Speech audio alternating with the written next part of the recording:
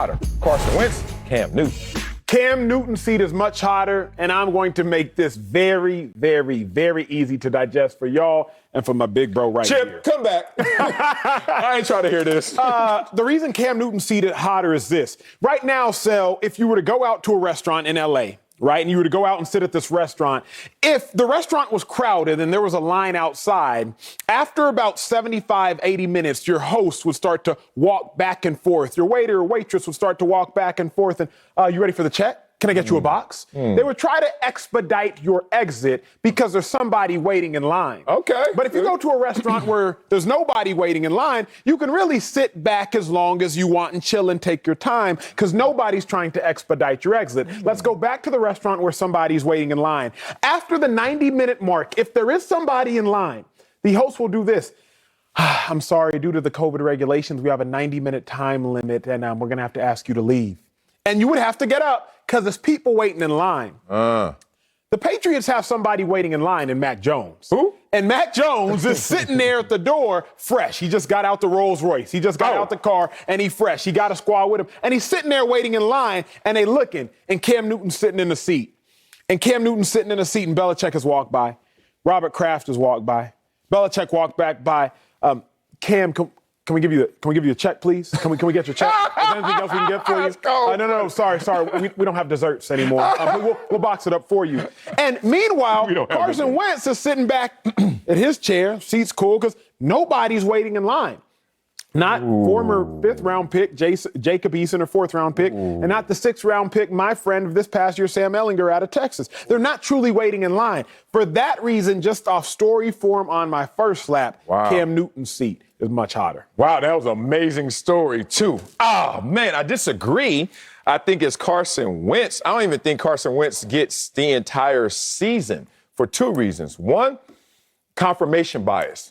If you think Carson Wentz is good, well, then you think that Carson Wentz with Frank Reich will be great, okay? So they have to hit the ground running.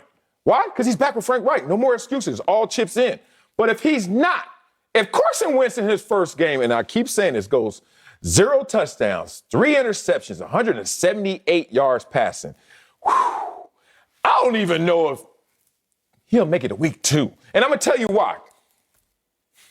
You're talking about contracts and waiters and talking about, it's time to get up because people are there. Let me read you something real quick. Wentz's reemergence isn't a given in Indianapolis. They talk about if things aren't working midway through the season, General Manager Chris Ballard may be forced to make an executive decision and bench Wentz rather than lose a more valuable draft asset. Oh, do you remember the conditional second-round pick that will automatically turn into a first-round selection if Wentz plays 75% of the games? So Wentz is dealing with a whole different dynamic than Cam Newton. Cam is on a one-year deal, one and done. Whether you ball out or you are horrible, we are not tripping on the future of you because the future is Mac Jones. The present is you. Clearly defined lines. Carson Wentz, already not clearly defined lines. There's a rooting interest for Carson Wentz to ball out. He's back with Frank Reich. Of course. But in failure, there's also a rooting interest to not let him finish this deal because the deal gets sweeter for the Colts if he doesn't play 75% of the snaps. Never be in a position where you can lose and Nate can't lose. I like that take. Obviously, you and I both have biases about these two individuals. I love Cam and I love Carson. Obviously, I know Carson better than I know Cam, but I like them both. So let's make them faceless and let's make them nameless. Don't do this. No, blind blind okay, good. I'm just going to have a blind conversation. Right. They're faceless and they're nameless. One quarterback is going to be 32 this fall. One quarterback is going to be 29. The quarterback that's going to be 29 this fall, his team last had a winning record in 2019. Quarterback that's going to be 32 this fall, his team last had a winning record in 2017. The quarterback who's going to be 29 this fall, his team last made the playoffs in 2019. The quarterback who's going to be 32 this fall, his team last made the playoffs in 2017. The quarterback that's going to be 29 this fall, his team was last in a Super Bowl, which they won in 2017. The quarterback who's going to be 32 this year, his team was last in a Super Bowl, which they lost in 2015. If we simply look at the two individuals blindly, Carson Wentz, the 29-year-old quarterback, has both been better more recently than Cam Newton, the 32-year-old to-be quarterback, has been. So if we remove our biases and we remove our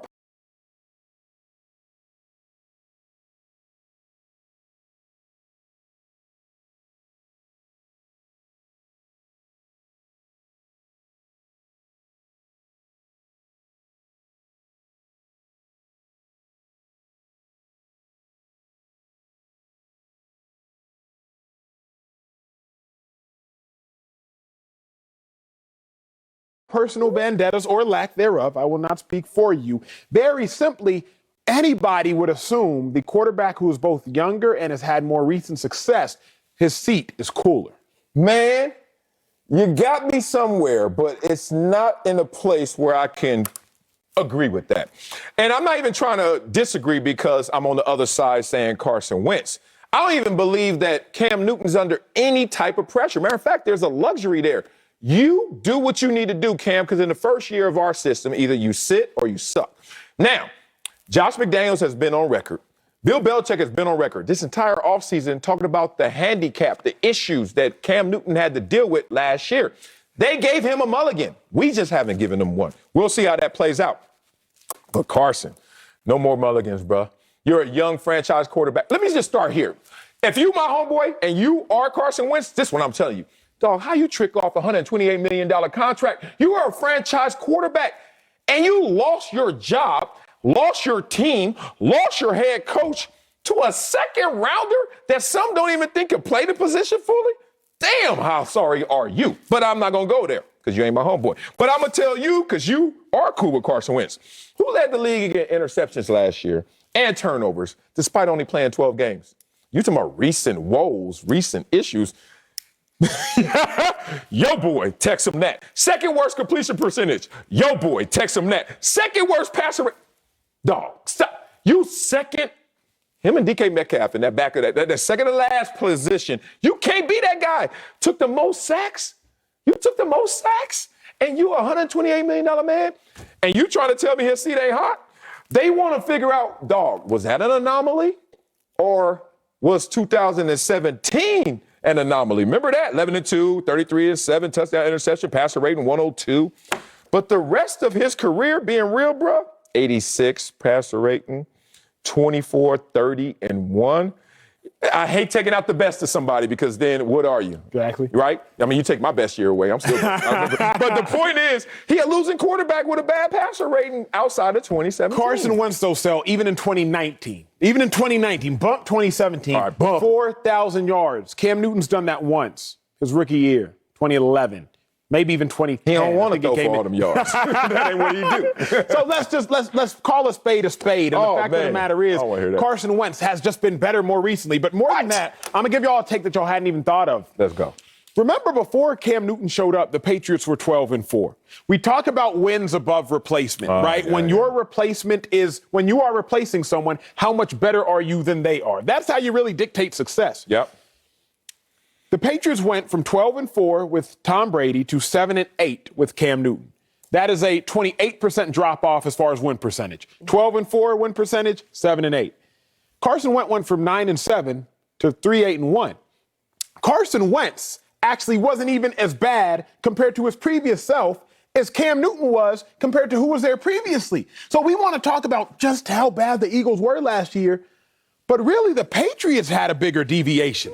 So as bad as we think it was in Philly compared to them the year before, Cam Newton was even worse with the Patriots than they were the year before. All of these things align to say both their seats are hot. I agree with that. But Cam's has to be hot. Man, I love you. All right, one more punchback. Okay. First of all, if you try to replace the GOAT, that's going to be tough sledding, right?